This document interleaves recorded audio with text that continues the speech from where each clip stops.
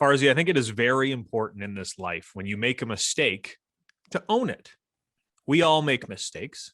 We all say things that don't come true. So I am here to apologize, and specifically to you and to our viewers on YouTube, because my mustache is still here. It's funny because there's going to be an apology forthcoming from me too, but not for my mustache. I'd like to apologize for your mustache. Yeah. Although at least you took the handlebars off I did. to a degree. Like it was getting pretty 70s porn stashy. It was, and thank you. Because that is the look I was going for. I've always been able to grow facial hair. Like grade 8, I had the chin goatee. You know what I mean? Right. For whatever reason, as soon as the facial hair came in, the hair on top of my head stopped. But I've always been very blessed to be able to grow good facial hair. So November comes around, I always love to take part. And we all get anxiety and we all have health issues and stuff like that. So raise some money for men's health. But I shaved the handlebars off just to see what I would look like with an actual mustache. And I thought to myself, you know what? I actually don't hate that. I'm going to keep good looking guy.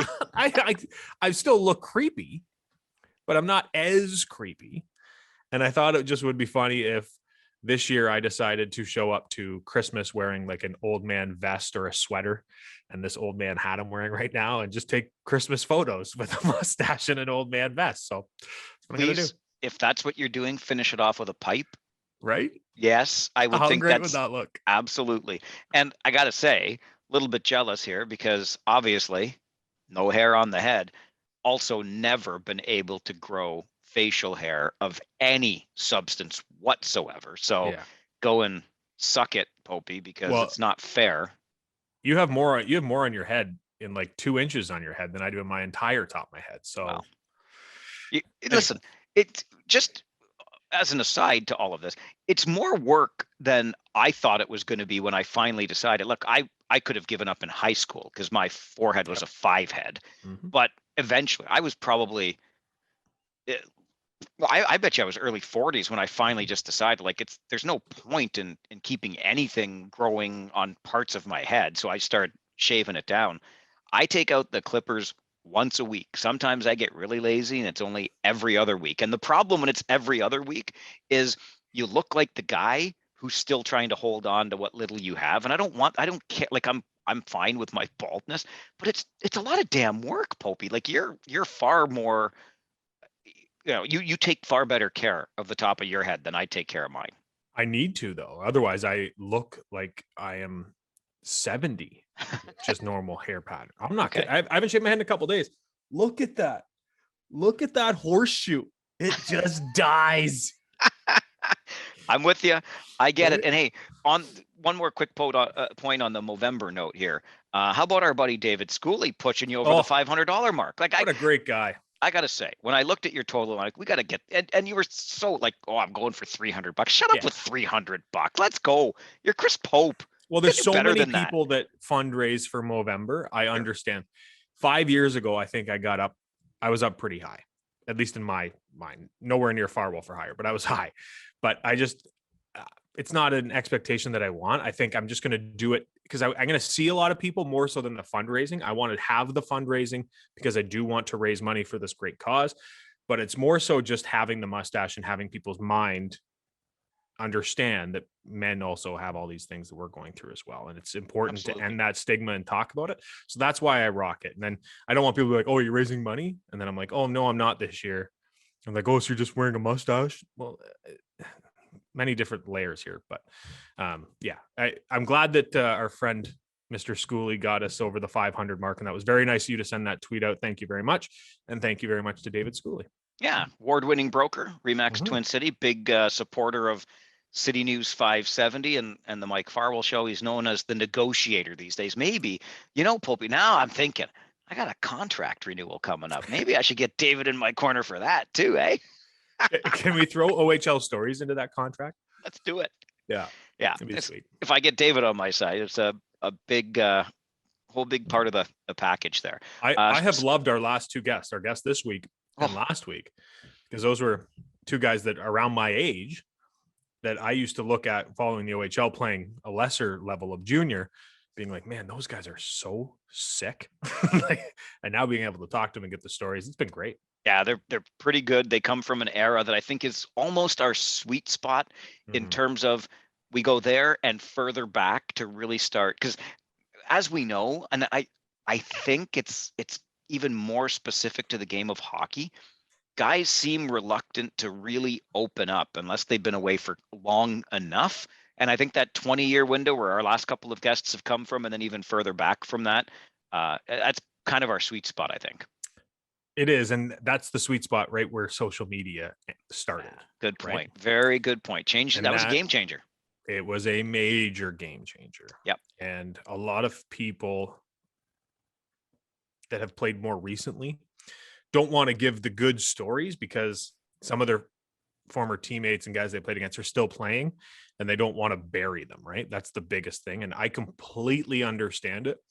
I just think anyone who's coming on this podcast or who knows about this podcast, we try to keep it pretty light. We don't want like the bar stories. We don't need to get into that. Exactly. We just want some fun stories about the person that we're asking about. So when we asked Robbie Schremp last week about Corey Perry, we want to know what he is. What's he like around the rink? What's he like, when you guys were playing video games in the basement, stuff like that, or some funny, dinner stories, which we get quite often. And we got from Schrempy, and we definitely get a few good ones this week too. And we can hear about Mike Richards as a teammate and as a leader, for example. So reminder to you, like we feel like this might be the sweet spot.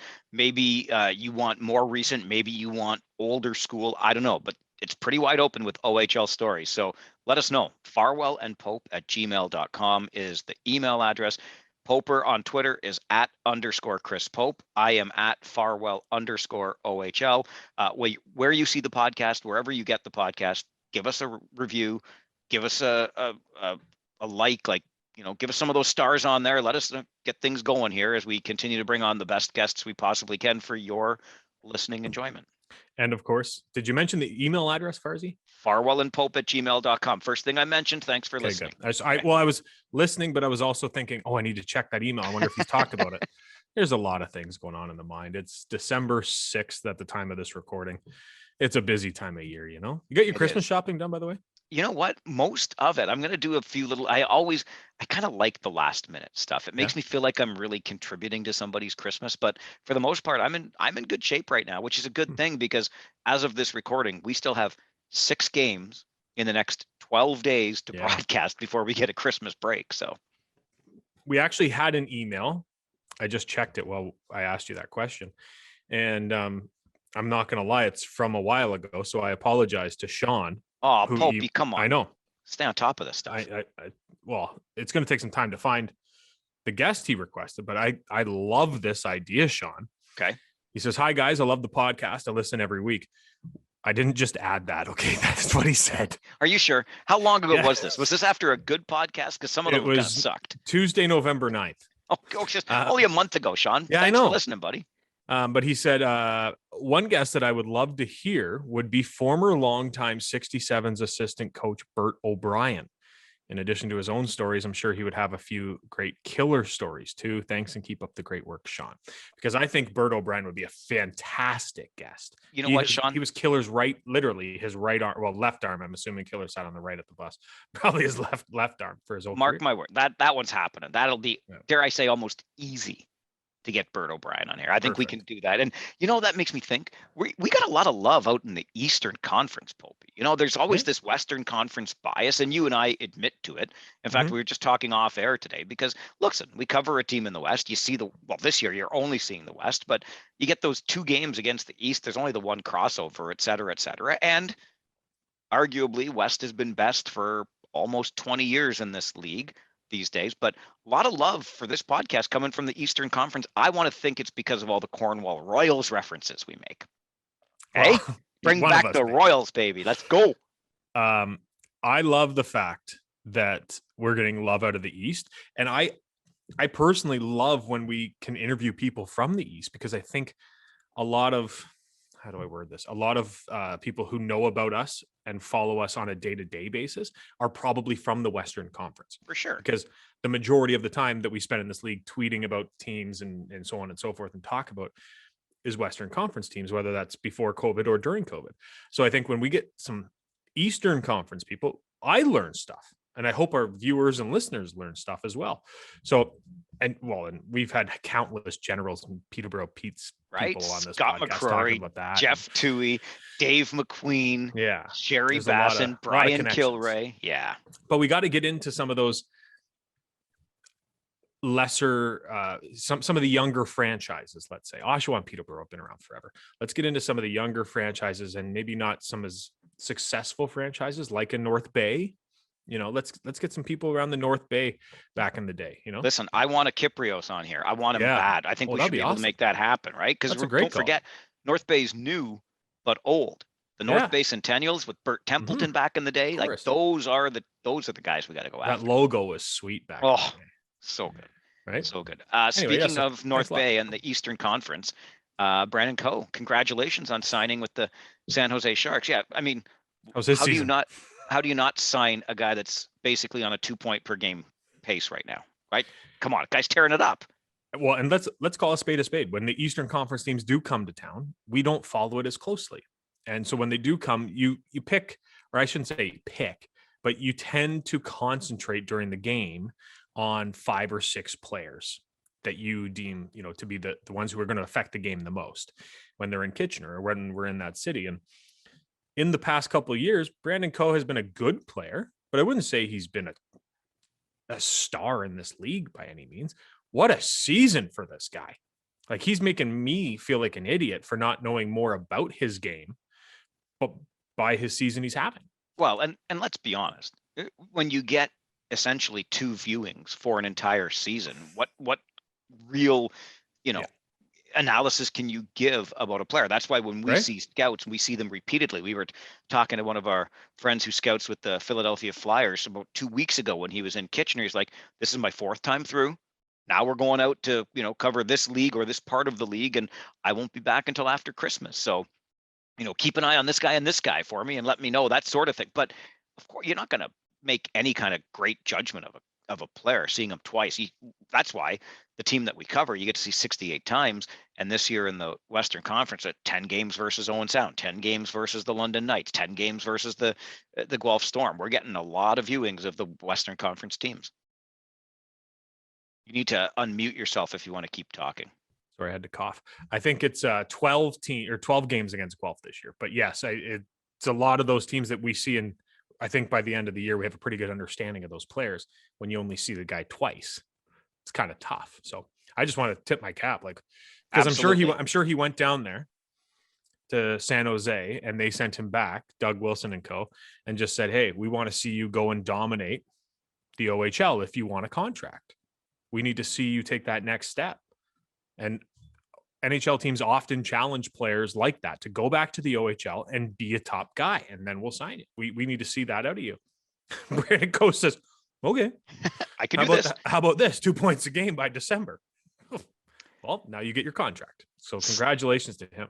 Still with the Eastern Conference, and something we have learned, you and I touched on last week on the podcast, but it's worth repeating here. We now know how the Ontario Hockey League is handling COVID outbreaks, and I think they're handling them very well. We weren't sure when we had those few cases with the Saginaw Spirit, when at least they couldn't make the trip, all the players make the trip up to Kitchener, but nothing more came of that. We're now heading into a second weekend where the Sudbury Wolves will not play any games. So I think the main thing to keep in mind here is we've still got a dozen players on a junior hockey team.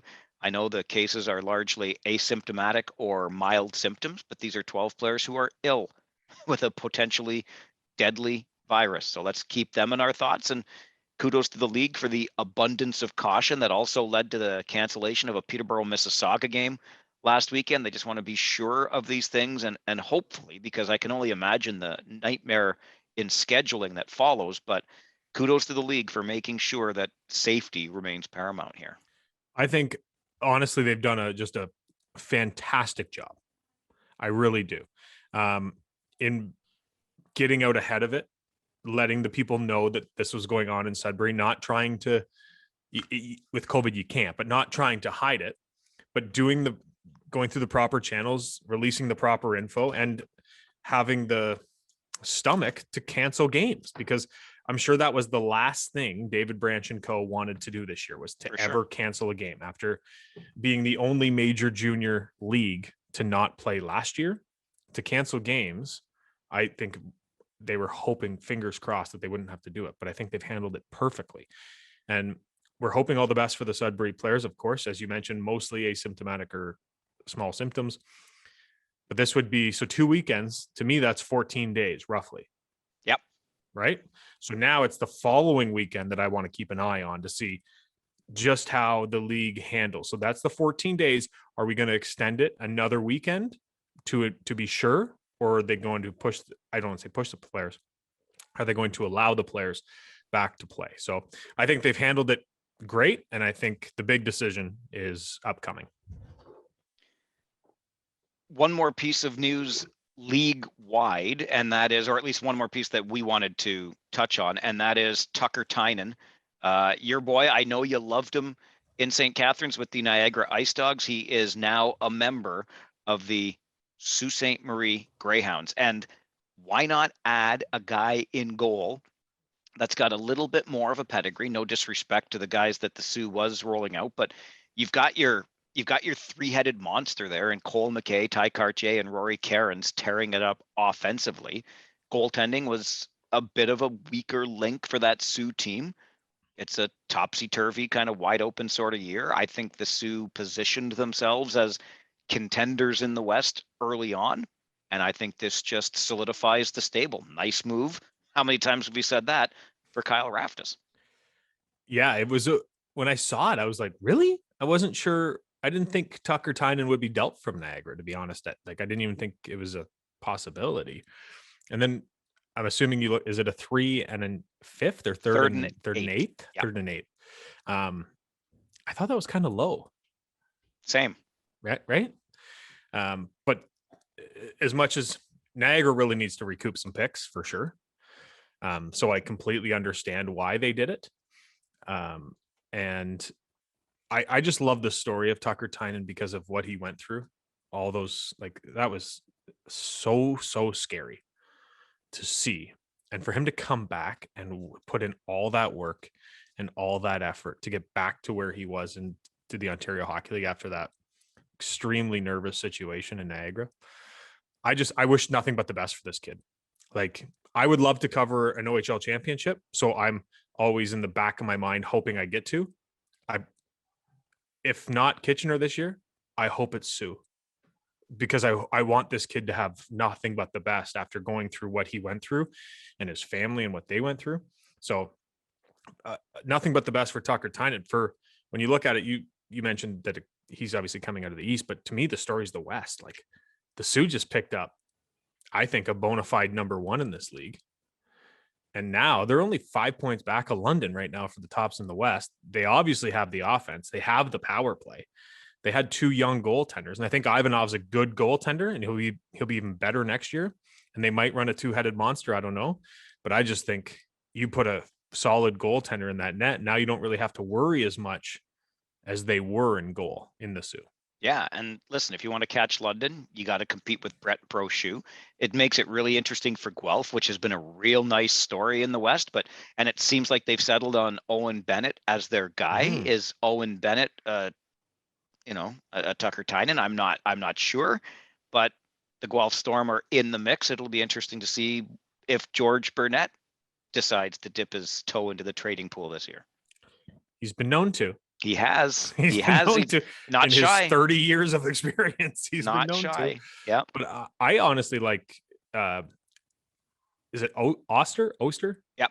I like him better than Bennett, if I'm being honest. But for George knows way more about hockey than I'll ever know. He's forgot more about hockey than I know. So I'm going to trust him. And Owen Bennett's been putting up some good numbers, and they just keep slugging away, keep winning. And they're one of those teams, we mentioned it all the time, Farsi, that not a lot of people had pegged to be a top team by any means. Yeah, that in the Western Conference 2 years down the road, like the next 2 years would be good years for Guelph, and all of a sudden they're peaking a little early here. But is that not George Burnett? Like, his whole career, like he always gets the best out of teams. I find anyway. Players may not like him because he's a little old school, and there's a lot of talk about his mean demeanor, but he's been nothing but kind to me. And I just think he's such a good hockey mind. He knows this league through and through. He's been around. He's seen it all. He knows nothing frazzles him. He walks around with this kind of like, I want to say like a tired look. Like, you're like, "Are you okay, George?" But nothing is going to shock him anymore. He has seen it all. He has done it all in hockey.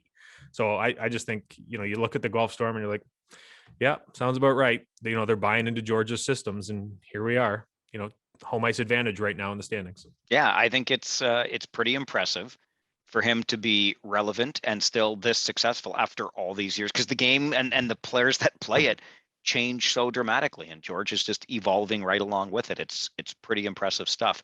So you started this podcast today, Poper, with an apology for still having your mustache.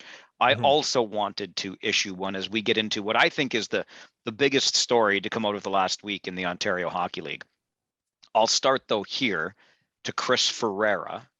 I'm sorry. I do feel bad for being as hard on you personally, Chris Ferreira, as I was. Do I think you did a pretty poor job in officiating that Rangers attack game last Friday night? Yes, I do.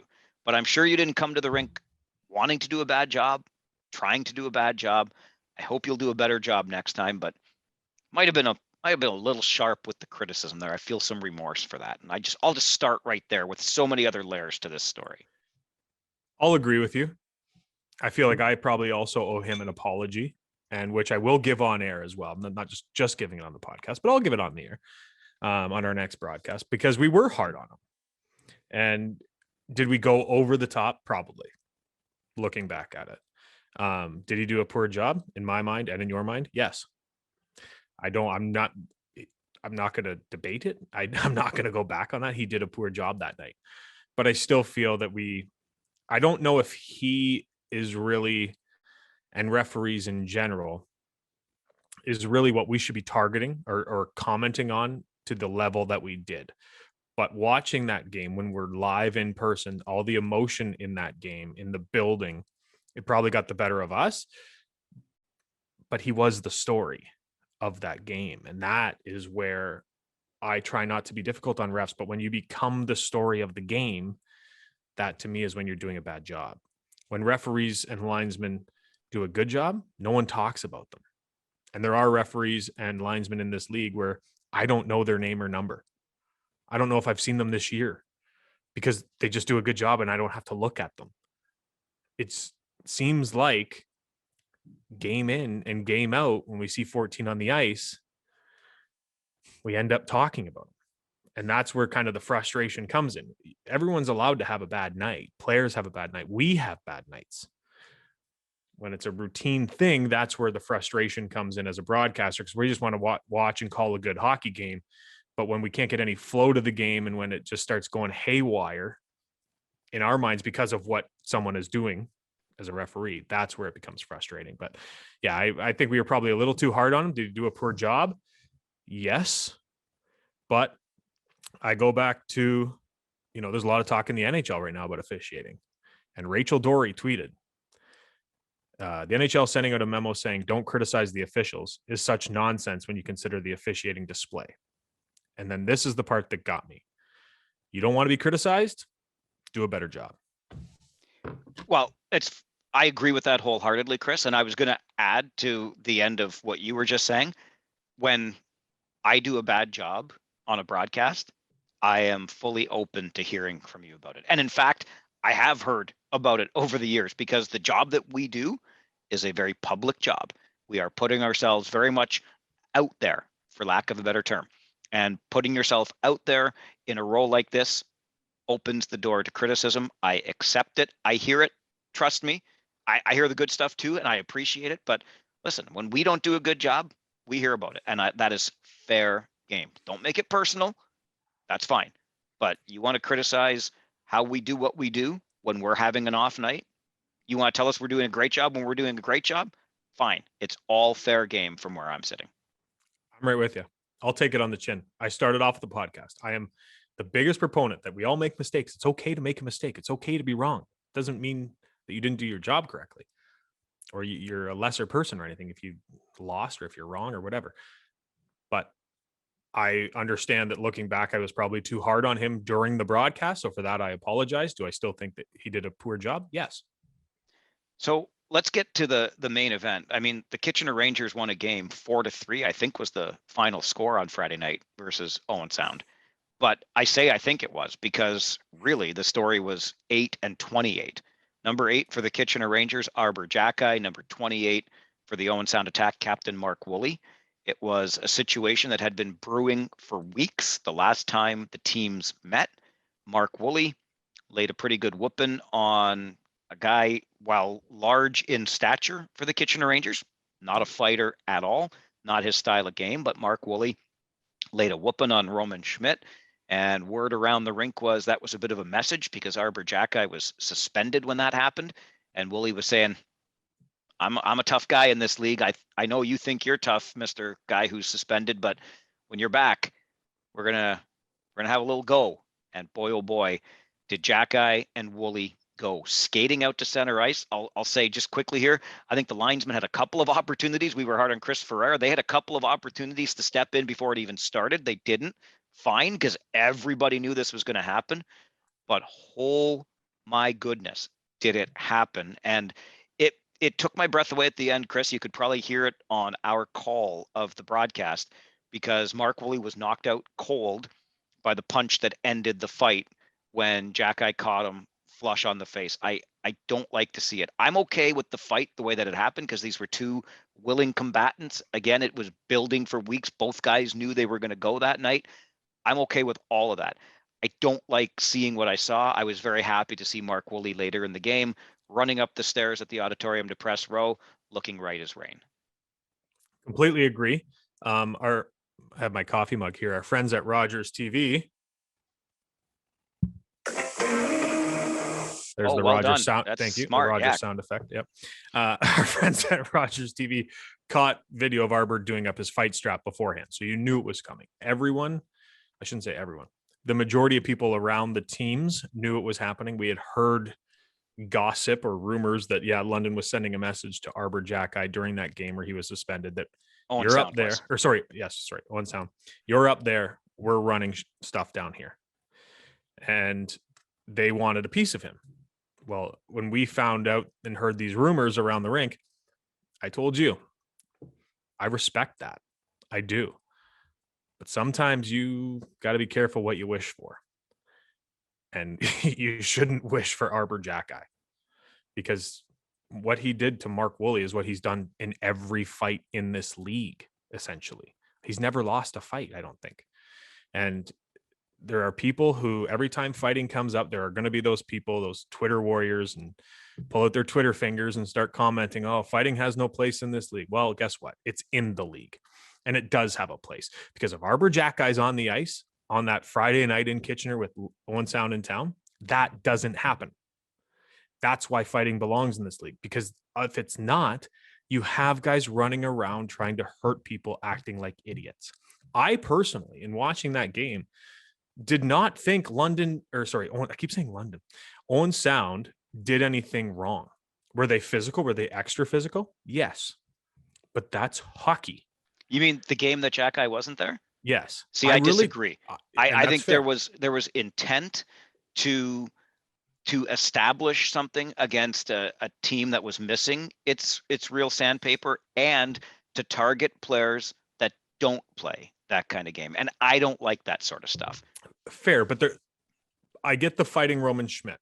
And I think that's what you're alluding to. We're targeting guys who don't play that type of game. Roman fought as a member of the Tampa Bay Lightning in exhibition play. So it's not like he's never been in a hockey fight. Sure. I completely get if Mark Woolley's going to line up in center and chase around Francesco Pinelli. That's a little offside. But the aggression that fans were calling disgusting and how they should be embarrassed by themselves by the after the whistle stuff and just invoking their nastiness on Kitchener, which didn't have any nastiness with Arbor out of the lineup, I have no problem with. Because if you're built that way, if you're built as a team that's going to get in people's faces, you have to play that way. And it shouldn't matter if the other guy has a tough guy or not. But if Arber's in the lineup, they can't inflict that tough style of play that they want. They can't take liberties. So that's where the fighting belongs in this game. See, and this is where I actually begin to have a problem with it, because here we are talking about the aftermath, and we've basically, by talking and pumping his tires physically so much that Arber Xhekaj is the be all and end all of OHL tough guys right now. I'm a little bit uncomfortable with that. I'm not going to lie to you, especially because these are still junior hockey players. And the other piece then that gets to me in this is we're essentially going back to the same arguments that Don Cherry was making in the 1970s and 80s, that you need to have your guy to protect your better players from the rats on the other team, or as Coach Dave McQueen called them on our podcast a while back, poop birds. He didn't use the word poop, but anyway, little poop birds out there. Poop bird. He was a poop bird. I don't like the idea of needing to have guys who basically patrol the ice to protect your star players or your players that don't get involved in that sort of play. If a fight is going to happen in the game of hockey in the course of play, because the emotion of the moment and the aggression of the play, whatever, and two guys are like, gloves go down and here we go, that's the stuff I'm still all for. But the kind of thing we're talking about right now, as we said, this was premeditated. You mentioned it on the broadcast during the showcase of penalties that were happening. Arber Xhekaj and Mark Woolley stood side by each at the referee circle by the timekeeper's bench. And you said, hey, Farsi, what do you think they're talking about? And it wasn't 5 minutes, maybe 10 of real time before they dropped the gloves and went. I'm not super comfortable with that. I'm sorry. And that's fair. And we've talked about fighting at length on this podcast, but if anybody's a new listener, thanks, Robbie Shrimp, last week, drawing in some new listeners.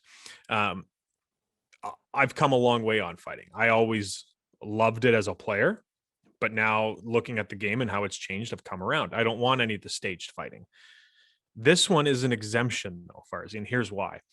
Because Arber Xhekaj, true or false, 95% of this season thus far, he has been the Rangers' best player on the ice. Yes.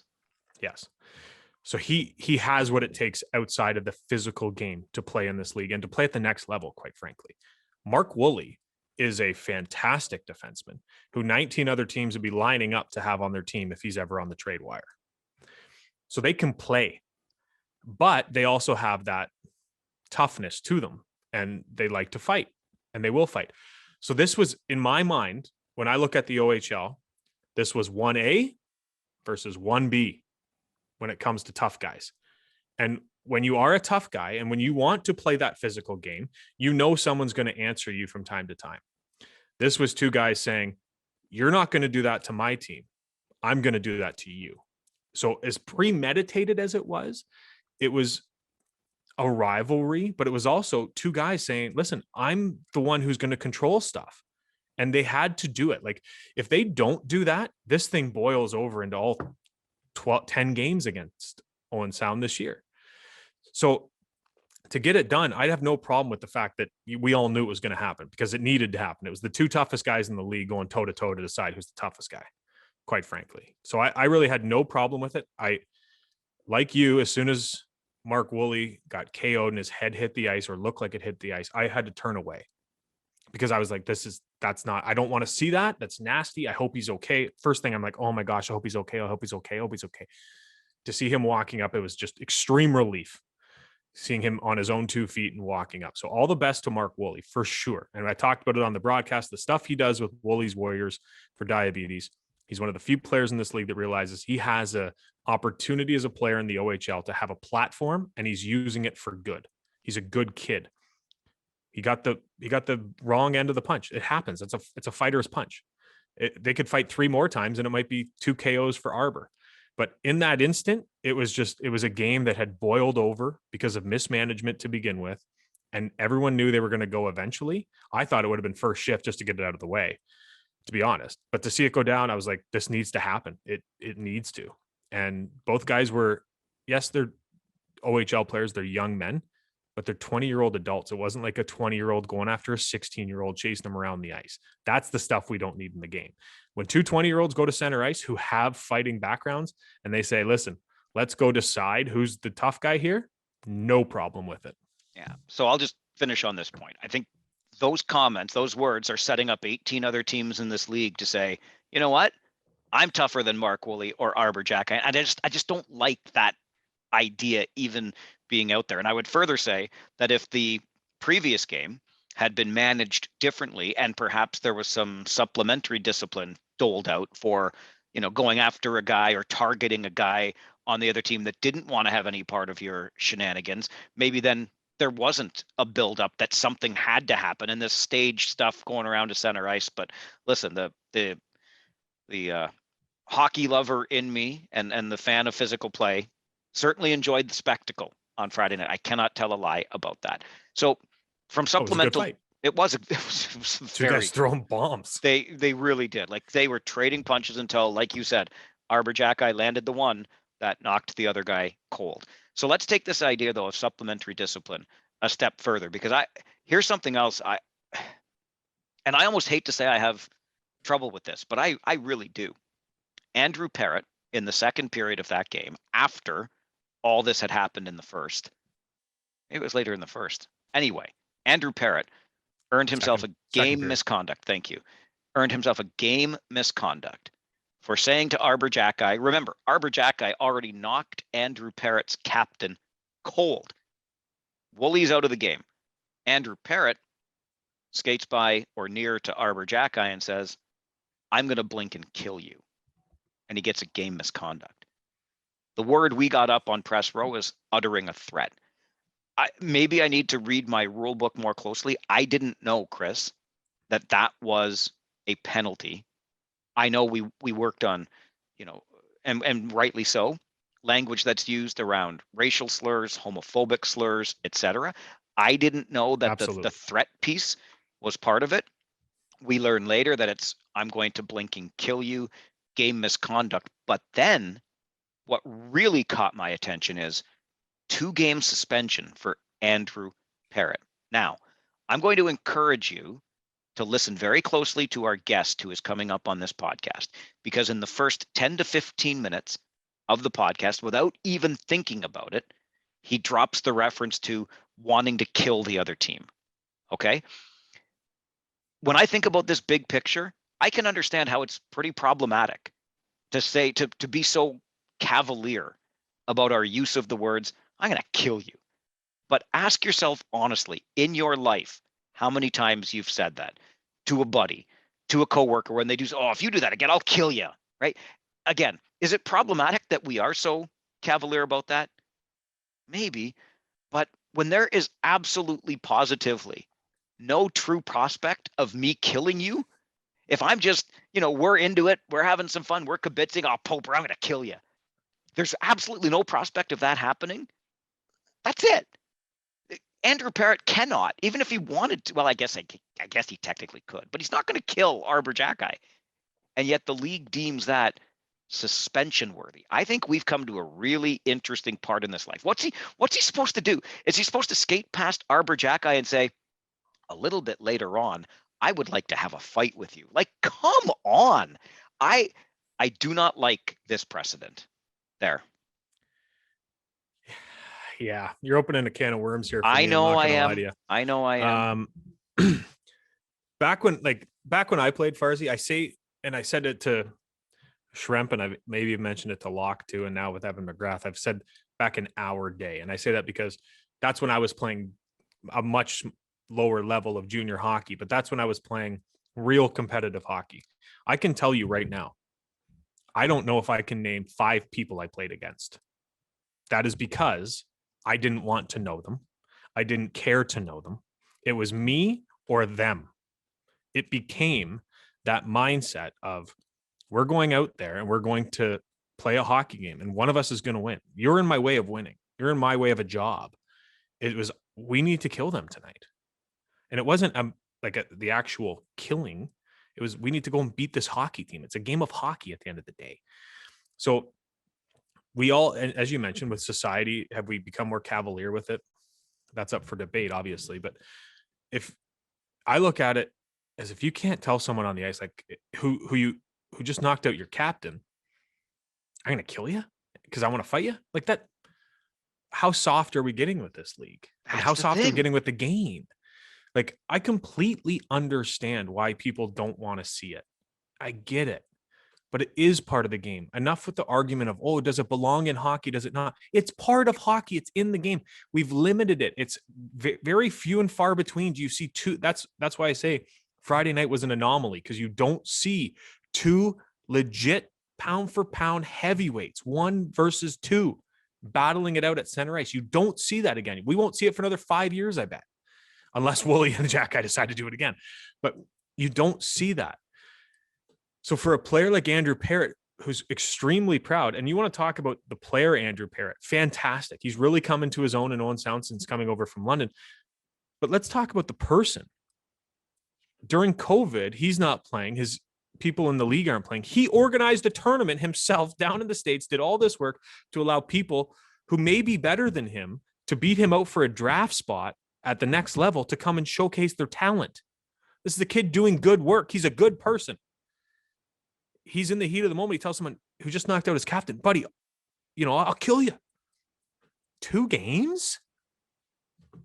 I understand why, but eventually there has to be a line. Like, I don't know what the line is. I really don't.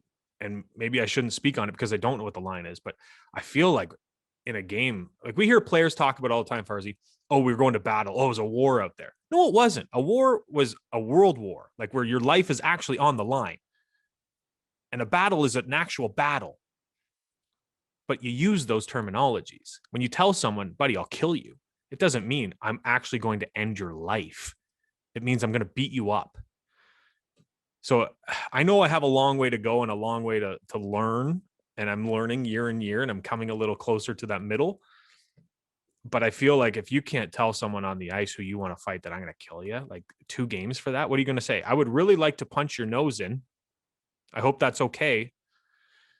I honestly feel it was, I bet you if you survey the referees in the league, 100% of them have heard that on the ice and not gave a guy a game misconduct followed up by a 2-game suspension. Yeah, it's the suspension that gets me the most in this, because that means sober second thought. It's like the Canadian Senate, right?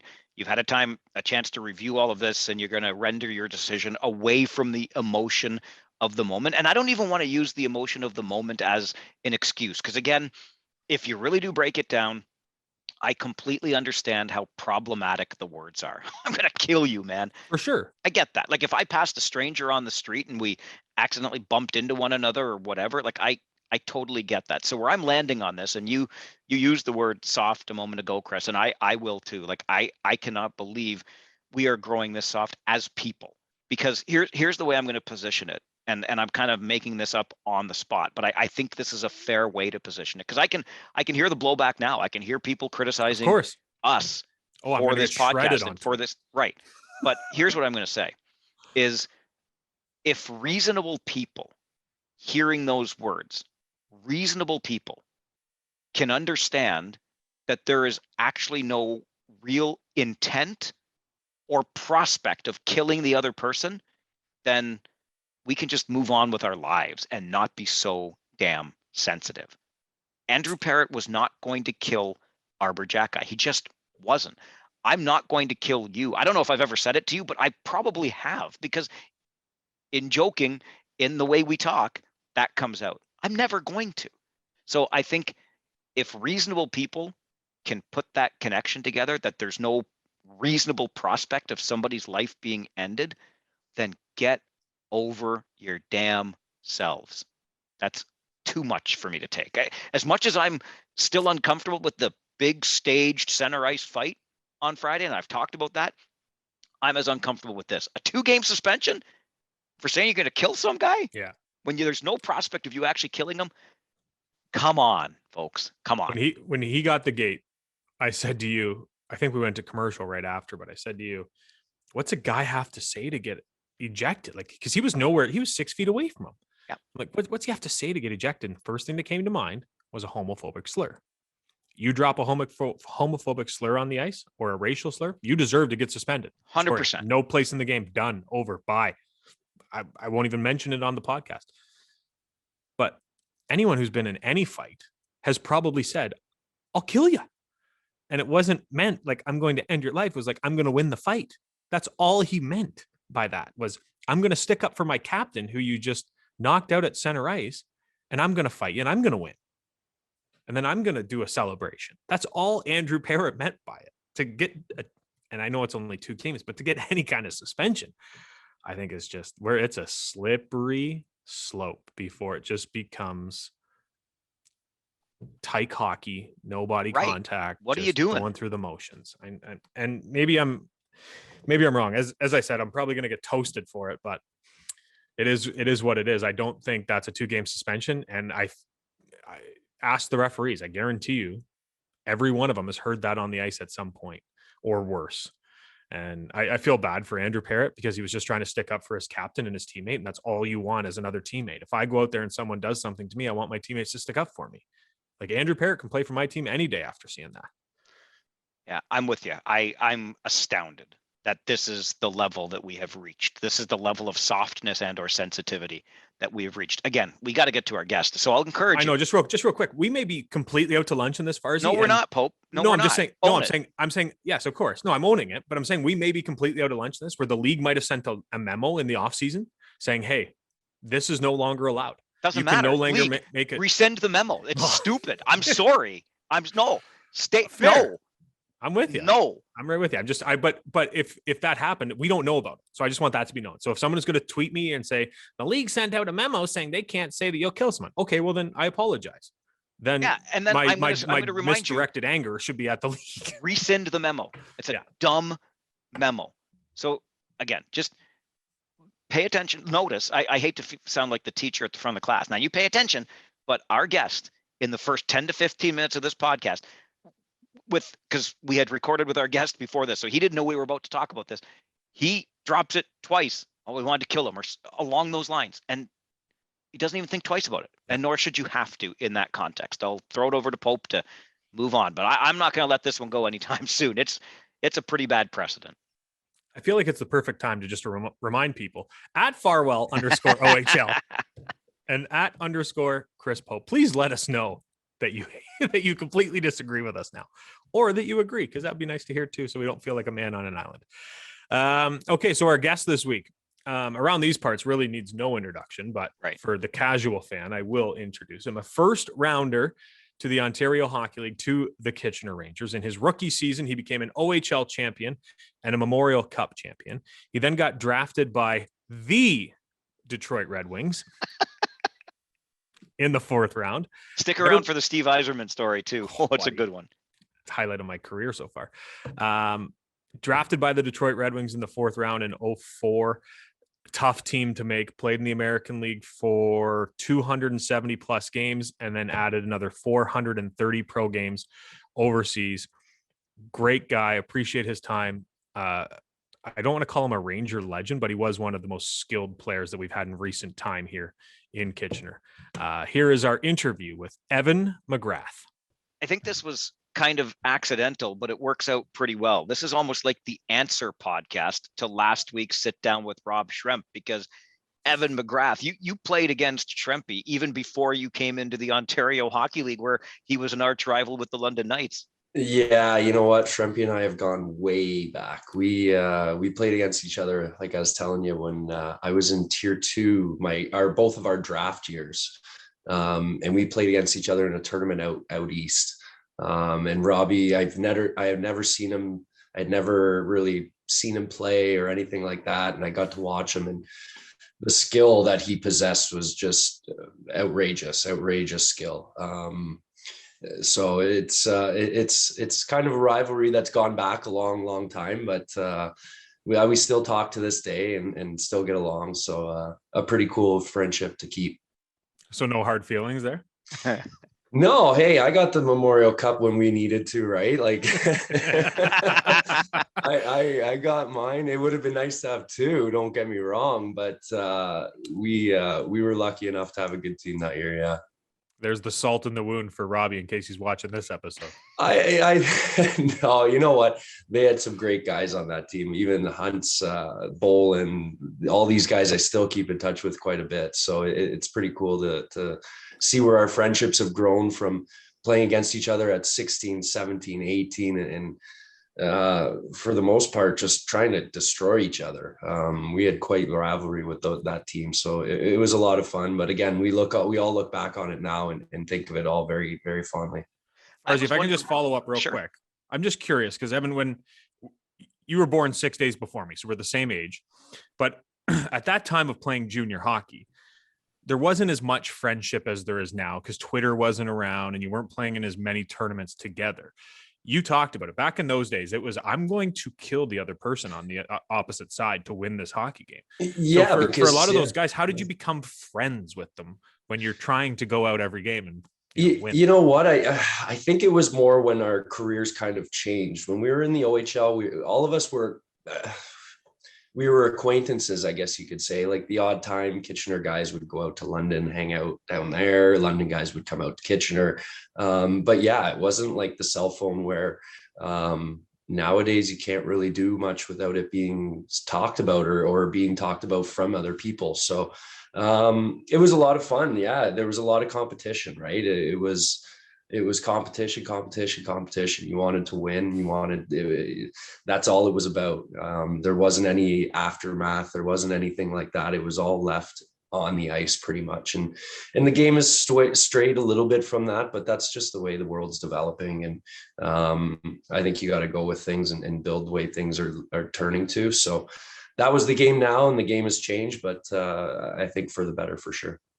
Popey, with your birth dates so close, you don't want to compare junior hockey careers? Because I'd sit and listen to that. It wouldn't be a very long podcast. I wondered about the rivalries, Evan, because obviously London was a big one, but I seem to recall back in the day, particularly that road to the first Memorial Cup that the Rangers won, you and the Rangers won, was Plymouth was a big roadblock too. Yeah, well, Plymouth was a quiet powerhouse. They were always very strong, very hard to play against. I think the rivalry with Pete and Spotter coming over as well from Plymouth obviously amplified that. Then all of a sudden there was a big trade with us getting Gregory Campbell. So yeah, there was a lot of hostility.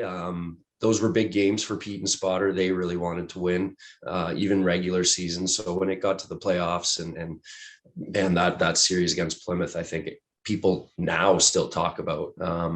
So it was definitely a huge rivalry. I think it grew away a little bit as my career kind of in Kitchener went on, but definitely one that was still pretty strong.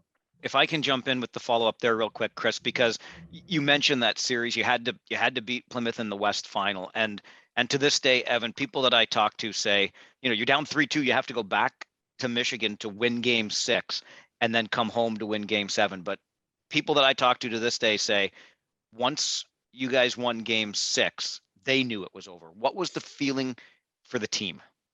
It was huge. I think it was almost like a huge weight off everybody's back. Because it was tough. Like we were expected to do very well. We wanted to do very well. But yeah, Plymouth gave us, it was a battle. Like there was goals that are still controversial. There was fights, there was competition, it was battles. It was great.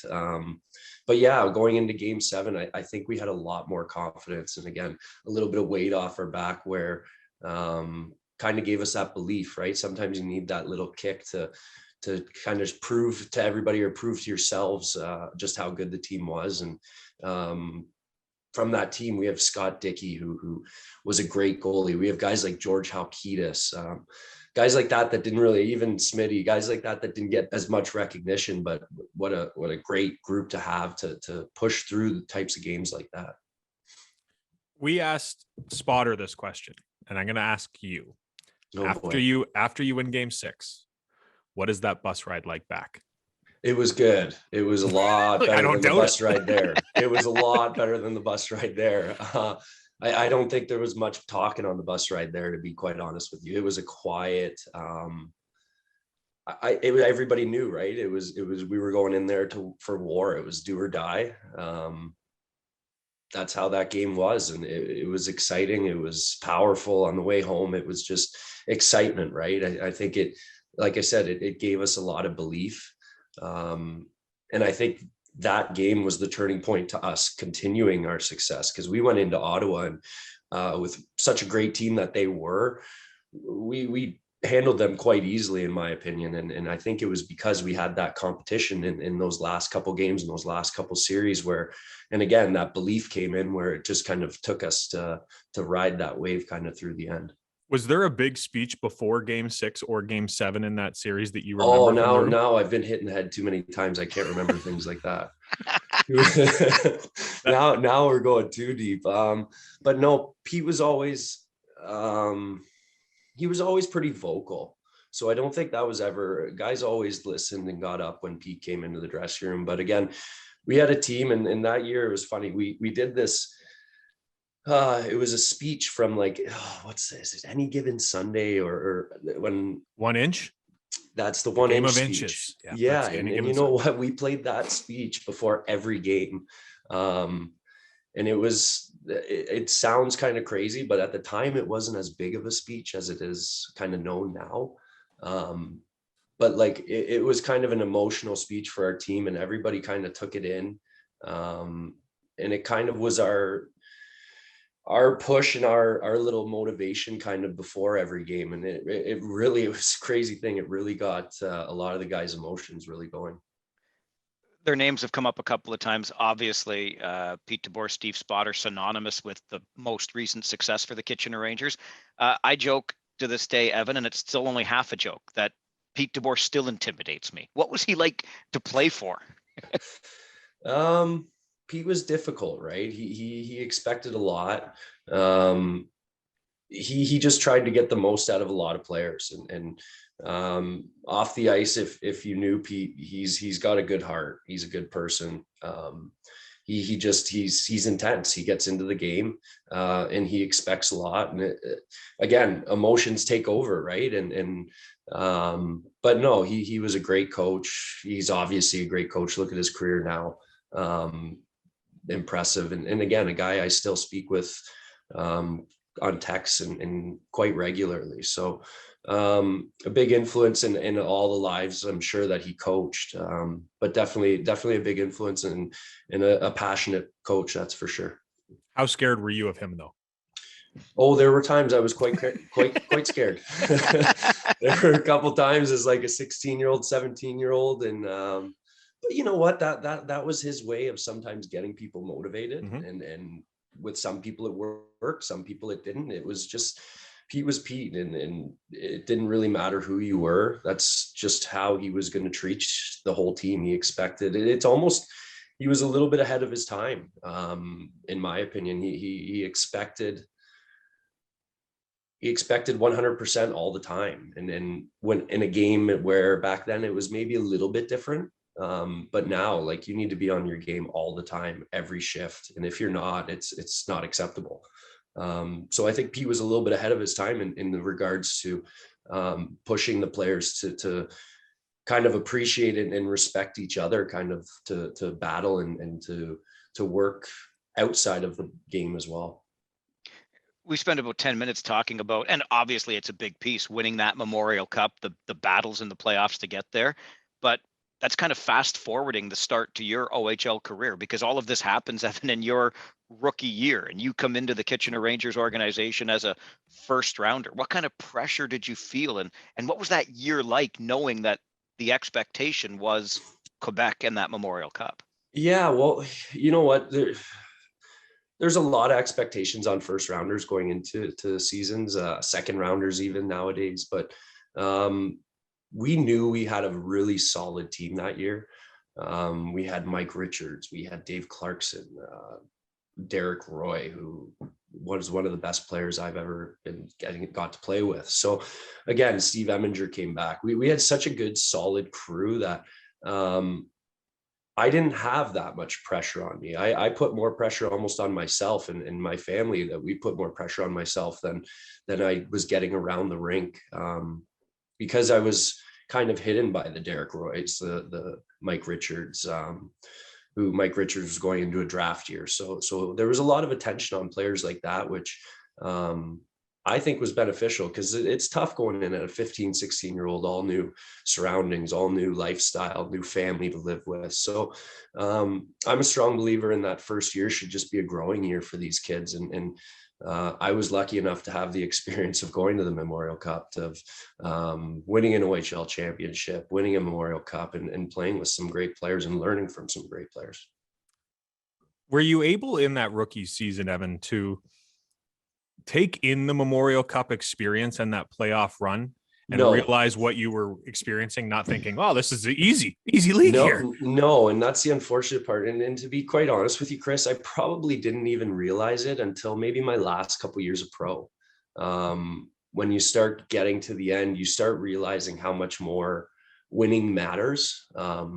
Because it's special when you have a good group of people. It's special when you're part of something like that. Unfortunately, as a 16-year-old, I thought I was going to go in every year, right, and win a Memorial Cup after easy. That. So it was like, wow, this is going to be amazing, right? But no, you know what, it was a great year. It was a tough year. It was a growing year. It was a lot of fun. I wish I would have done it again and been older, but at the same time, it's memories I have now with these guys that will last a lifetime, and something I look back on very fondly. When you look back on it, to what do you credit your development and growth in the game? Because you look just strictly at points and you see the trajectory. You're going just that way. The Wings find you in the 4th round, etc. What helped you grow in the game? I had a lot of good people around me. My dad was very tough on me when it came to the sport, which only pushed me. It was all positive in a positive way. Great coaches around me in Kitchener. I had some amazing billets. Greg Cusimano, who I still speak to every couple weeks. So he was very close. Again, some great training off season. I was lucky enough at that time, there weren't so many gyms. So I would work out in Toronto with guys like Rick Nash, Jason Spezza, Kyle Quincy, again, Clarkey. Just the list went on and on and on. It was such a fantastic group of players where you had to expect a tough competition every day. So I think it was more just surrounding myself with the right people. Again, I'm a strong believer in that. No matter what business or whatever you're doing, I think you need to be surrounded by good, strong people to make yourself stronger. So again, I was lucky with all the people around me. I didn't have too many negative impacting people. It was mostly positive. That team, we talked about it. The names have come up: Richards, Roy, Clarkson, et cetera. It seems like on that roster. Away from on ice, do you have any good Richie or Derek Roy stories? Oh, there's a couple I know I can't tell. That's for sure. Listen, I know you guys probably all get that, but definitely a couple we can't tell. But I'll let you think about it, because I'll tell you this quick story. I messaged a former teammate of yours, said, do you have any kind of story I can bring up with Evan? And he said, my brain doesn't work that well. And I'm like, come on, man, it wasn't that long ago. And then he's like, he was the big dog, I was the rookie, so I just shut up. But we hear that all the time about nothing first, or nothing that you can tell on air, but there's got to be something. No, you know what? It was more like, I know my first rookie initiation that I had to do, I had to shoe check Derek Roy. So it was like my first 2 weeks or 3 weeks that I get onto this team, and all the older guys come up to me and they're like, you have to I didn't even know what a shoe check was at that time. For our listeners, can you just quickly explain a shoe check? A shoe check is everybody's at lunch or dinner and around the table, and there's somebody's paying attention, and somebody takes some sort of sauce like a ketchup or mustard or something, and you go quietly under the table and you put it on the person's shoe. If it's butter or whatever it is, everybody gets up. You start tinking your glass, and then everybody looks at their shoes. So my first one was Derek Roy. And we're in Chatham, and somebody told him that I was going to do it. So Royzy had a pitcher of water on the top of the table ready for me. And right when he felt something or somebody told him, he popped up and poured a whole pitcher of water right down my head. So that was kind of my first Derek Roy story. But No, those guys are just quality people, right? Like good people. You hope the best for them. I ran into Royce about 3-4 years ago in Switzerland, playing against him. So again, some great people, some great memories with these guys, and hopefully we can all get together one day soon and talk about them again. It must have been so intimidating as a rookie to be told you got to go shoot check Derek Roy. Again, it was like, are you kidding me, guys? Like, come on. Like anyone else? Something else. Anyone else on the team? Yeah, like how about like one of the guys that aren't one of the top players that just came back from the NHL? Like it was almost like going to do Eminger too, right? Like it's like, come on, guys, give me a little bit of push someone here. else.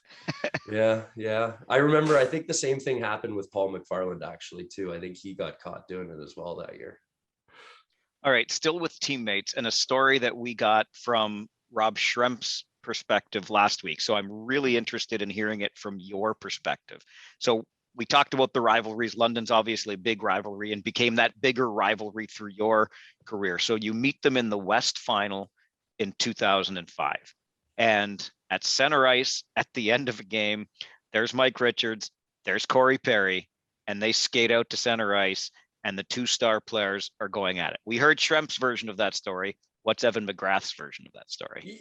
Yeah, you know what? Richie's like a really quiet fighter. You never knew when he was going to explode. He was a quiet, hardworking guy, but he wasn't a guy you wanted to fight. And for some reason, he didn't really like Corey Perry too much. And I think you don't know the reason.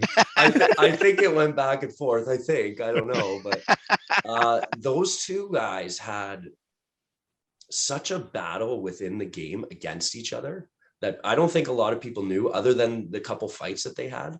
They were battling.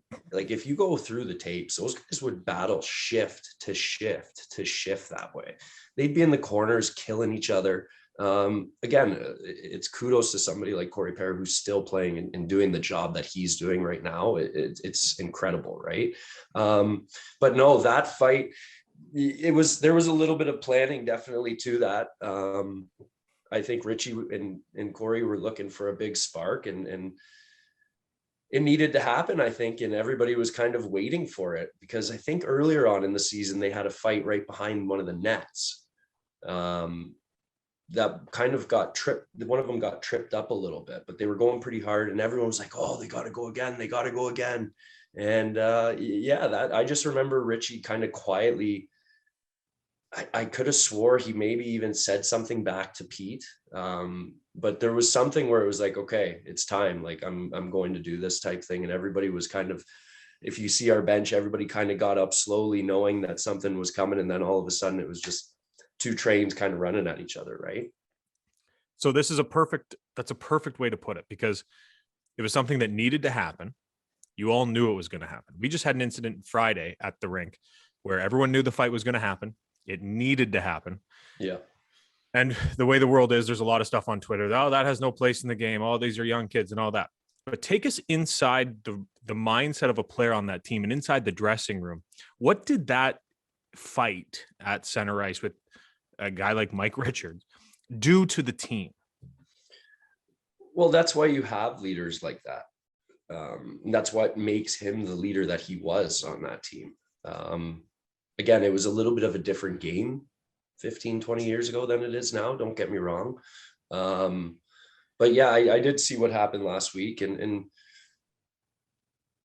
it happens, right? Unfortunately, it's part of the game. Emotions can run high, and when you see another player like that fight for, I guess you could say, your team and for you, it's contagious, right? Even when I train kids now, when you see kids pushing harder and training harder, it's contagious. It pulls the group. It gets everybody going in the right direction, right? And I think that's what Richie was good at. He was always good at pulling the team when we were down in some sort of way. He would pull the team and get us going again. And again, in the right direction. So yeah, guys like that doing that, it only gives a spark. Don't get me wrong. I'm not saying that it's a massive part of the game, and it's definitely not anymore, but it's part of it. It happens once in a while. You hope nobody gets hurt too badly. But again, it it's part of the emotions of the game, and guys have emotions, right? It happens when it's competitive that way. How much did you guys push each other in practice to be better, to be game ready? That's why we were so good that year. We had the best practice team by far. We came in, they weren't crazy long. Pete wouldn't run us into the boards like crazy, but we would battle. It would be tough. We'd have our weekly bag skates that were not fun, but it was the way it was. And everybody worked hard. Everybody came to battle every day. Guys like Mike Richards would be the first on, last off. Royce would be making plays every day, showing what he does every day, instead of, it could have been very easy for him just to come and show up.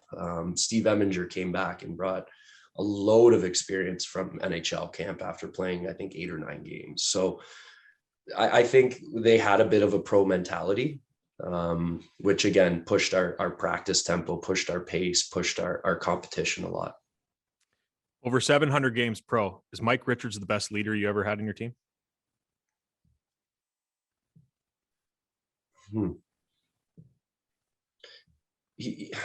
He's for a consistent leader. Yes. I've been lucky enough to be on the ice with guys like Zetterberg and Lindstrom and Datsuk and Yzerman. So I don't want to quite compare to Yzerman because he's probably one of my favorite players growing up and everything as well. But Mike was special. He was special, right? He had a very quiet, calm presence about him. But he knew how to motivate us. He knew how, like I said, that fight. He knew how to score the goal when he needed to. He knew when to block a shot, which again, at that time wasn't as big as it is now, but he would be down and blocking everything. So yeah, I'd have to put him right up there for sure for my 13-year pro career and 4-year junior career. Looking back, like Royce was a great captain as well, right? So I was very lucky to have both of them, to especially start my junior career like that.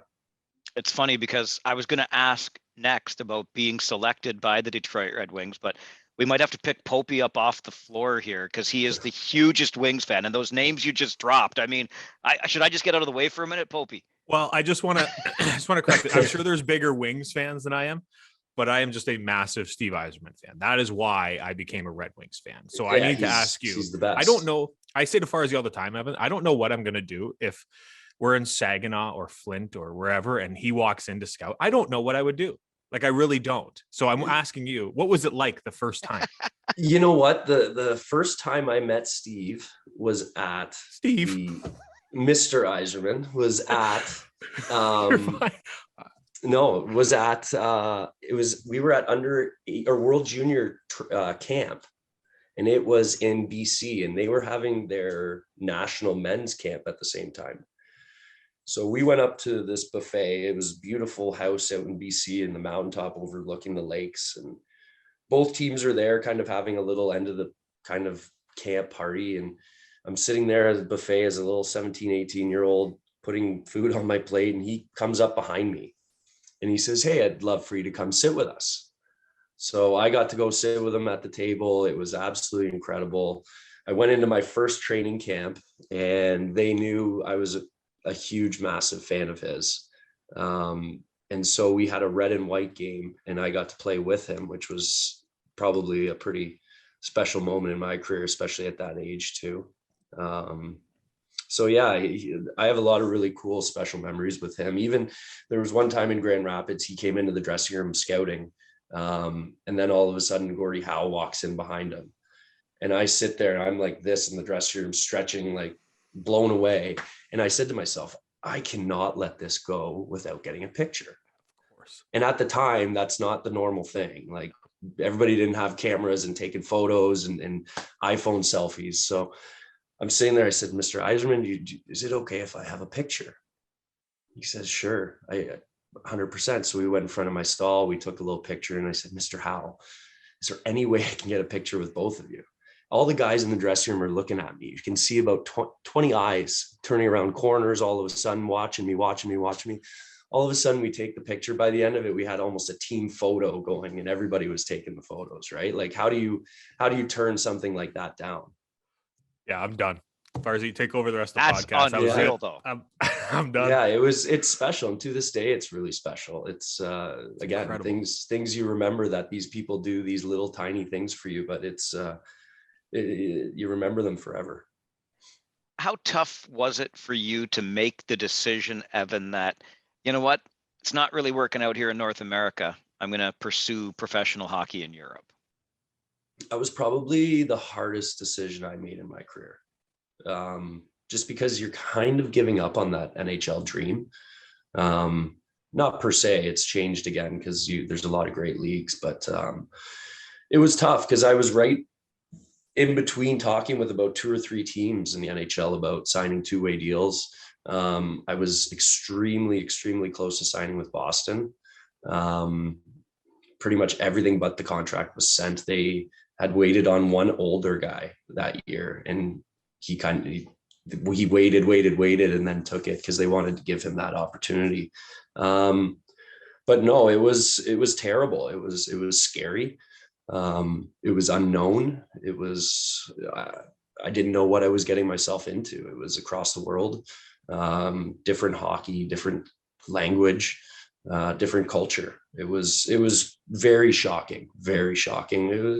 And it happened really quick, I think, which I was lucky about too, because it was beginning of September and I needed to find a place. And the Swedish team kept calling and I said, you know what, I need to play. And it was, honestly, I look back on it and I played 5 years in Sweden after that. So it's a country my wife and I both loved living in. Probably the country we have the most fond memories of being overseas. So yeah, you look back at it and it was scary. It was extremely terrifying. But again, it's a life path, right? And I spent 9 years in Europe, met some amazing people, still talk to a lot of people outside of hockey. So again, it's more your life connections and those life memories, I guess, that go along with it that are fantastic to have now too. You mentioned all those years over there in Austria, Switzerland, Sweden. The one team that pops off the hockey DB to me is Frölunda, because it seems like they're always getting players drafted out of Frölunda and they just always attract the biggest names like yourself at that time. What was Frölunda like compared to others? Frölunda was fantastic. It was professional. We had great fan support. The city was fantastic. They're probably the 1-2 top team in Sweden kind of idea. There's a couple top teams kind of battling for position, but they're always good. And when I first got there, there was a coach named Roger Rundberg who just took over.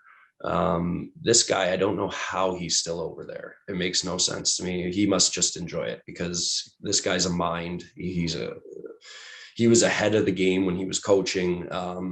And he's really, the program they have there now, it's professional. And these NHL teams don't mind leaving some of their prospects there these days because they're developing. And it's a great league. It's a great organization. They have great practice facility, great game facility. Again, they just surround their players with whatever opportunity they can offer. But yeah, Frölunda it's a special spot, like I said though. But Roger Rundberg, watch his name. I'm shocked he hasn't made it over yet, but he's an impressive coach. One of your teammates on one of the stops in Europe was a recent guest on this podcast as well, who also lit it up in the Ontario Hockey League, a fellow by the name of Corey Locke, who's now part of the coaching staff with the Guelph Storm. What do you remember from playing with Locke? Well, Corey and I are really good friends now. Our wives are good friends. Our families are quite close. Corey was again another special talent, unknown guy coming into his OHL second year, his OHL eligibility, but he played with my brother a little bit that year in Ottawa. So the skill level that he had, and I got to play with him in Austria as well, but the way he saw the game was incredible. He wasn't that fast. He was skilled, but he wasn't the most skilled player. His mind was just incredible for the game. He saw plays before they happened. He was just almost like a student of the game, I guess people would say. just a guy, like if you give him another inch and you give him a little bit more speed, he's probably got a 15-year pro NHL career, right? So again, another guy I speak to all the time, a friendship I hold really dear to myself and my family, and just an impressive career. And he's still got so many really good things coming for him. I truly believe that, at least. So I'm excited to see where he goes. What was it like while you were overseas in your last handful of years where you had to be your own general or your own agent? Well, yeah, it was different. It was different. I did have an agent or two that helped me over there a little bit, but I figured after a while I could do it myself. If you knew me a little, if you know me a little bit and people get to know me, I'm pretty outgoing. I'm pretty ambitious. I'm pretty aggressive when it comes to achieving what I want to achieve. And I'm not afraid to hear no. And I heard a lot of them from a lot of teams as being my own agent, but no, it was a great experience. And even now, I think it's helped me in where my career path has gone now, just dealing with people and the professionalism side of it and everything like that too. Chris got to have his moment talking about the Wings and Steve Yzerman. I am a lifelong, long-suffering Maple Leafs fan. And I got to say, there's a guy that you probably know pretty well that is one of my favorite Leafs of all time. Nick Father-in-law. Antropov. Yeah. No. I've met him a few times. Porashevsky. What are I mean, Christmas is coming. What's family dinner time going to be like over the holidays with Doug Gilmour at the table? You know what? He's been a very easy person to get along with. He's again, if you know him, he's a very easygoing man. He's been nothing but kind to me since day one. I met my daughter from high school in grade 9 and 10. So we've lived with him for a couple summers. He was gracious enough to have us live there, just in between locations of where we were playing. So he's grown into not only just a mentor, but he's a good friend now too. So if I need things that or questions or anything that maybe I know he has better insight to, I still always use him as a source. And again, he's the father-in-law now, right? It's always special knowing what type of career he had. It's top 15 player probably in points of all time. The work ethic, the drive, the motivation, the drive that he had in his career, it was just incredible, right? So I'm lucky enough to hear the stories. I'm lucky enough to share a beer with him, and it's just always been a good experience. Nothing bad to say.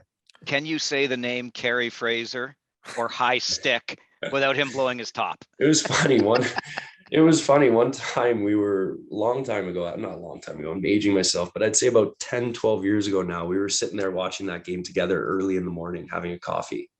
And yeah, this shows my ignorance at the time. I didn't even know it was coming. And then it happened. And I was like, oh, I looked over just waiting for him. And all he does is he just got up and walked away and just walked over to the kitchen area, poured himself another coffee. I don't know. He probably put a couple Baileys in it after that. I don't know. What was it like though watching that? I'm sorry to dominate that, Chris, but watching that game as a guy that played in a different era, right? Like you were coming along a good decade later, the game had changed. What's it like watching that with a guy that was in it? I guess it kind of put yourself in their shoes, right? It's we've all been there. We've all had a terrible, terrible call against us, but that one was just magnified by a number I can't even put on it, right? So I don't think he holds much of a grudge or anything like that. He knows it was part of the game. I think he knows it would have totally turned the whole series potentially too. So again, you try to put yourself in their shoes and just try to go with it. I try not to talk about it a whole lot. So we haven't had a ton of conversation about it, but again, something you just try to let somebody deal with on their own, right? If anyone has ever questioned you, because you mentioned, excuse me, about how ambitious you are and how driven you are, a young adolescent man in grade 9 or 10 met a girl named Madison Gilmour and still decided to pursue it as a hockey player. Oh, I didn't So know that is I didn't know ambition, my friend. I didn't know the last name yet. I didn't know, and it was funny. It was probably like the third or fourth time I met her, somebody had said something to me, and it didn't really matter. She was kind of always the girl I always saw with my eyes. So it was more just meeting him my first time when I was 16 and kind of showing up at my wife's sweet 16 party after her brunch. He was kind of just sitting at the house, and I was like, kind of, what just happened, right? Like, who is this? Like, couldn't even talk, right? So, and again, he made it easy. So I've been lucky that way. What is it that brought you back to the game to the point you are now? Because I know financial services are part of what you're doing, and now you're into training guys again in hockey. What keeps you in this game? Well, what I did was, the financial side of it is a lot about relationships and trust. And I knew that was going to take a couple years to build. It's not a profession you just come into and have a lot of success, especially when you're living overseas and you got to build all those relationships again. So I said to myself, what could I do to kind of bridge both careers? And I said, I can teach kids, right? Every player thinks they can teach kids. Don't get me wrong. But I said, I can do it. And I went and I met with about 4 or 5 different people, different skills instructors, and I kind of saw who was good at it. And I kind of, now I've just developed something where I'm getting a really, really good feedback on. I'm getting sent players from 5, 6, 7 different top agencies in the sport, from Newport Sports to Cortex to Yzerman Group. I'm really lucky, and it's been a blessing in disguise, I think, because I've gotten so many more relationships with it. And not only that, like, you take a lot of pride in seeing these kids develop now. I was a guy that was really highly touted going into my NHL draft year. After winning Memorial Cup, I think I was even at one point being told a top 10 pick potentially.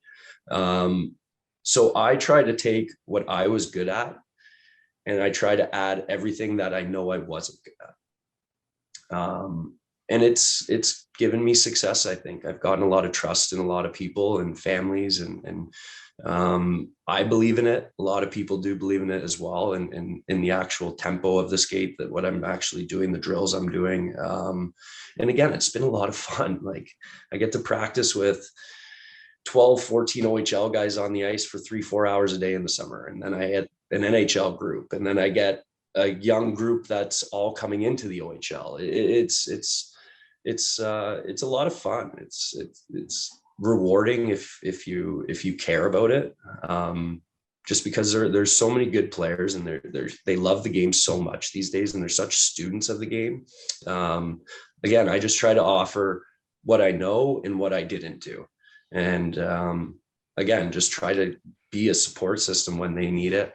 In constant contact with 40 plus OHL players right now, all the time by text message. If they need anything, if I see maybe sometimes their numbers aren't quite where they are, or where they hope they are, I try to shoot a text, try to be a little bit of support that way.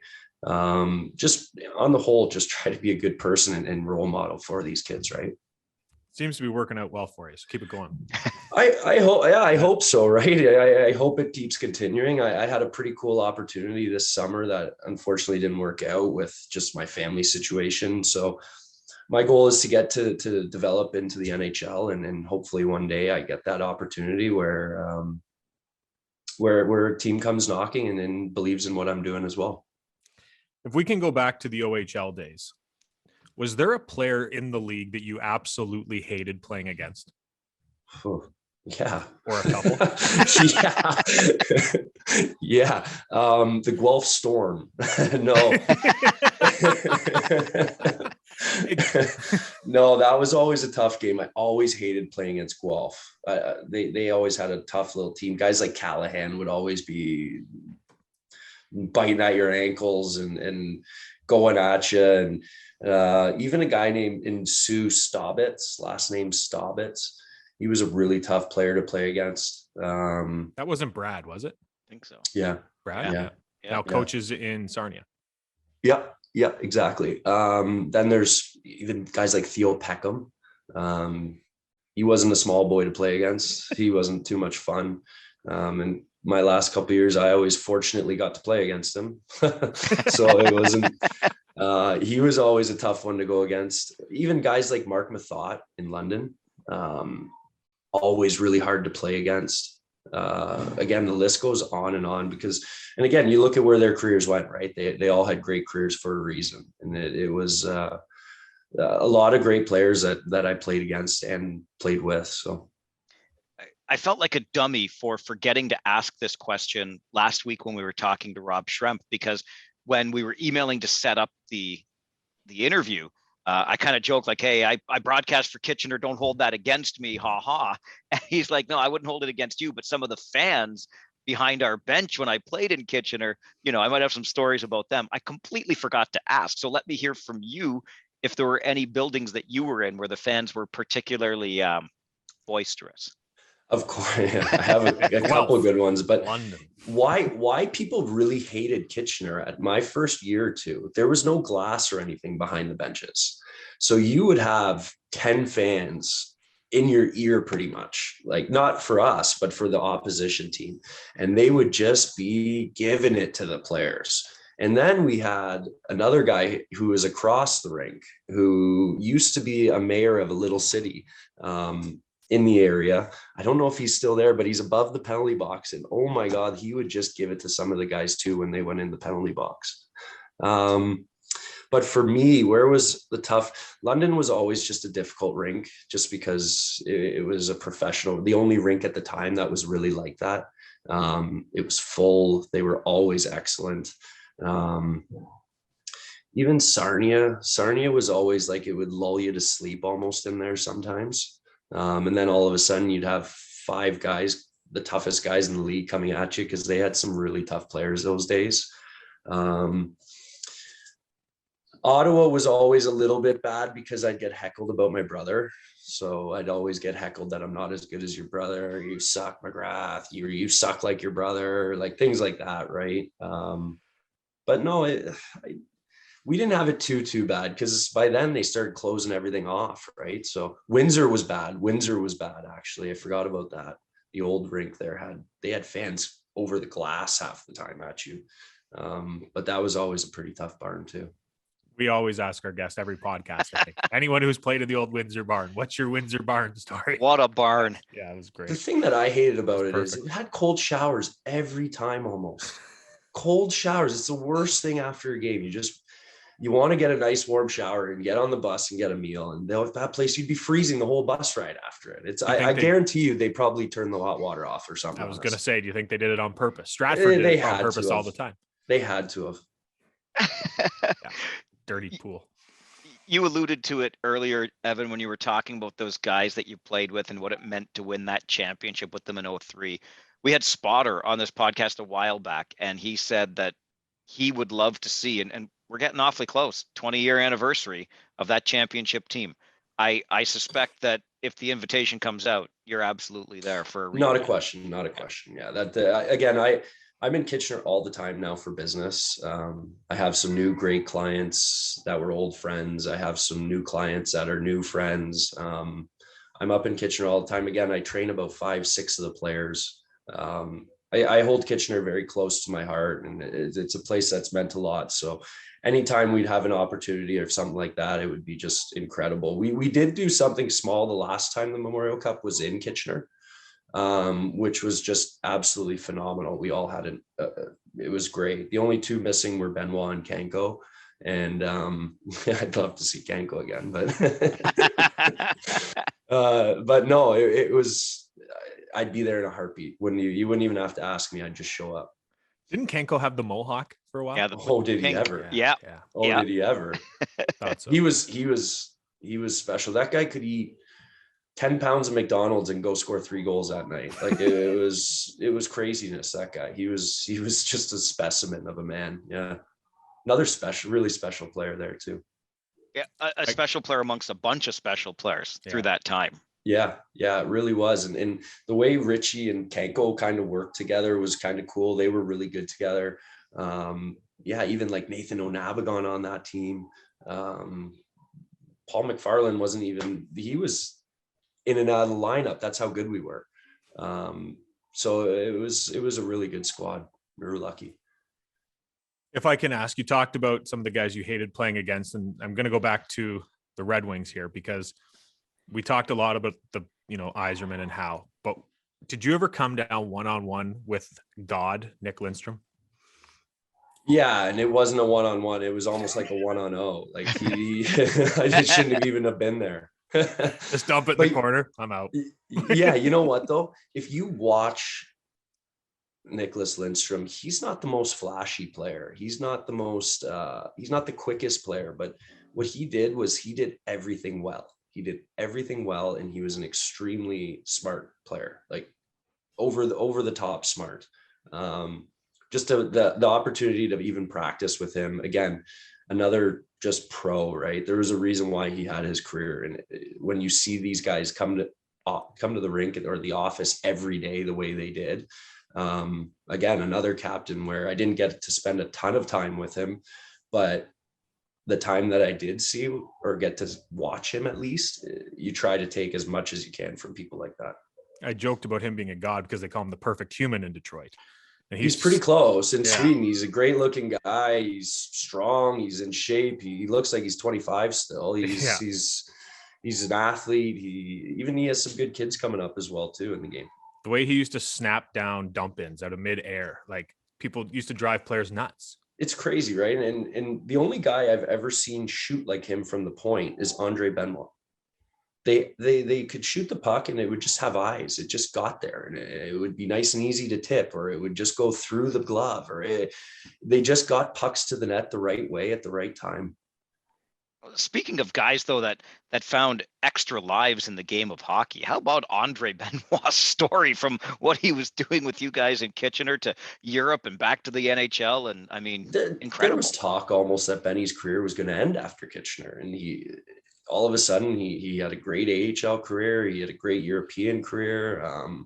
I actually introduced him to his wife, his now wife, in Kitchener, because we went to school, and she was good friends with my wife.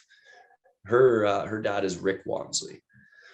So we all went to school together, and then Kelly came to Kitchener, and I introduced Kelly to Andre on a blind date, and they didn't like each other at first. And then 3 months later, they got together again, and kind of the rest is almost history. She was a part of our. Sorry? Where'd you go on that first date? You remember? I didn't go on it. Oh, they just went. Okay. I just sent them. I don't need to be the third. I don't need a third wheel on that. No, I thought you brought Madison. It was a double date there. No. She was living away, so unfortunately not. No. Kelly was part of our broadcast crew on Rogers TV back in those days. Yeah, that's exactly it. Yeah. She was just getting into it. Yeah. Small world, eh? Time is flying. I know, and here we are, like, chatting, and it feels, honestly, Evan, it feels so recent. I know. So recent. To say 20 years ago. Exactly. 19 years ago or whatever, it's like, you got to be kidding me, right? So when you think back on that Memorial Cup, and I think you kind of alluded to it earlier, and we all get this as we get a little bit older. You don't know, like, you're a 16-year-old kid, your first year in the Ontario Hockey League, and you're cruising to a Memorial Cup in Quebec. But as you look back now and reflect on the 13 years of pro hockey, is that Memorial Cup the highlight? Yeah, I think so. I think that's the number one. It's a tough championship to win. As a young man growing up, like I said, I wish I was a little bit older to experience it, just because I don't think I didn't soak it all in like I should have. But yeah, like, I've had a lot of individual accomplishments that I'm really proud of as well. But definitely Memorial Cup's got to be at least 1-2 up there. No question. You should have soaked it in like Royce soaked it in. I have it on very good authority that it was a little bit of a late departure for the bus because somebody wasn't back on it after that championship. I can't believe you knew that. You hear things over time. I'm not saying what he was doing or what was going on. I just know that somebody had to. Where's Royce? We were all sitting on the bus, and he wasn't at the hotel yet. So he definitely got it getting into that bus. That's for sure. I don't think there was a whole lot of sleep given that time, because then we got back, and right away we had thousands of fans at the airport. And then we got on this bus downtown to get back into the parade and everything. Oh, it was 2 or 3 days of mayhem, I guess you could say. Just on the heels of that, can you expand? Because you guys just talked to, 20 years. Kitchener hasn't won a Memorial Cup since then. Oh, rub it in. So, I'm just pointing it out that the fans like to point that out. Yeah. Yeah. So for someone like me, who at that age wasn't worried about going to watch, a parade, what was that experience like as a Kitchener Ranger in this city winning a Memorial Cup? Take us through it. Well, again, it was a different world, right? Like there were no cell phones, there were no videos, there were no Instagrams. So people wanted to be there. They wanted to see it. They wanted to be part of it. And all I remember is we were in this red double-decker bus from the rink to the city hall, and thousands of fans up and down the road, like for mile. Like it wasn't just one little area, it was the whole street. It was special, right? It's a special moment. A lot of people will never experience moments like that, and we're really lucky to have that, to pull up and to have everybody in the city downtown there and in the middle. And we were probably a little abbreviated, some of us, like the older guys, but it was it was an experience that like you'll never forget. And the people that you shared it with, it's just special. I guess special is the best word you can really say for it. The next time you're in Kitchener on a Friday and just happen to be at a rink, you better make your way up to the broadcast booth to say hi to the two bald guys. Okay. I'm going to. I've been talking to a bunch of people lately. We have a baby due in a couple weeks, so life is going to get a little bit busier around here. But there's a bunch of people I want to get up to see, and like I said, see some of the kids that I'm training as well. So I'll be up there to see you. Good. That'll be your second, Evan. Is that right? Will be. Yeah. Man on man defense now, buddy. Well, you know what? I have 2 girls. So my first one's like the biggest angel in the world. I'm so blessed and lucky to have her. So if she's half as good as this one, I'll be ecstatic. Amazing. At the end of every podcast, Farzy always gives me the gears, because I always have one extra question. Go for it. So this one is just I normally save a personal question for last, just something I want to know. Yeah. It has nothing to do with the OHL, but in your American Hockey League career, I think it was, you played with a guy named John Morasti. Famous amongst the pro ranks and stuff, a fighter through and through. How nasty did you see John Nasty Morasti get? John Morasti was one of the softest, nicest guys off the ice that I've ever played with. Come on. Yeah, he was one of the first guys when I went to Syracuse, that because we didn't play them very often, so I didn't really know much about that team. They had Sestito and they had Morasti and they had Harvey, who I knew, and it was a tough team, right? Konopka, and it was crazy. But John, the first game, I'm sitting there, and he would always sit at the between the benches. So the benches were right beside each other, and there'd be a glass. That's it. And then John Morasti sitting there. So you knew nobody on the other team was going to say much, unless it was like Yablonski or somebody that was looking to get pounded. So the first game, he goes out there and right in front of the bench fights and took probably about 10 punches to the face. Like when I say to the face, like square to the face, and just kept going. And this guy ended up almost every night fighting that way. Everybody hated to play against him. And then I'd go off and I'd go to dinner with him. So it was perfect for me. I loved it. Yeah. I loved it. But you know what? Again, another guy that was just really kind to me. I was really lucky, and it was a career I was very happy I got to cross paths with, because now I get to have stories like that, right? Because everybody knows Big John. That's a great throwback. Story. Yeah.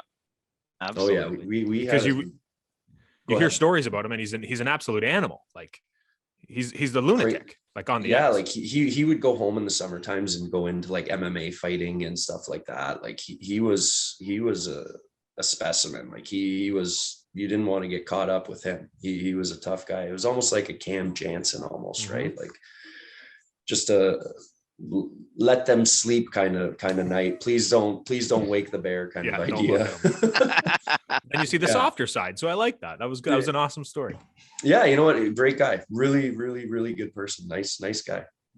It's been a lot of fun catching up with you on this podcast, Evan. Thanks for making the time. Best to you in Madison with baby number 2 just around the corner. And we can't wait to see you back at the rink. Chris, thanks a lot for having me, guys. Like it's a pleasure, and I appreciate even just reaching out to ask. It's an honor to be on, and anytime I can come on with you guys, I'd love to.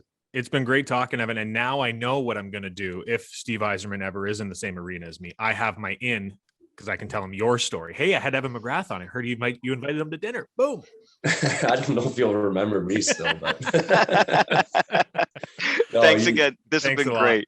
Thanks, guys. Have a great Christmas. Okay.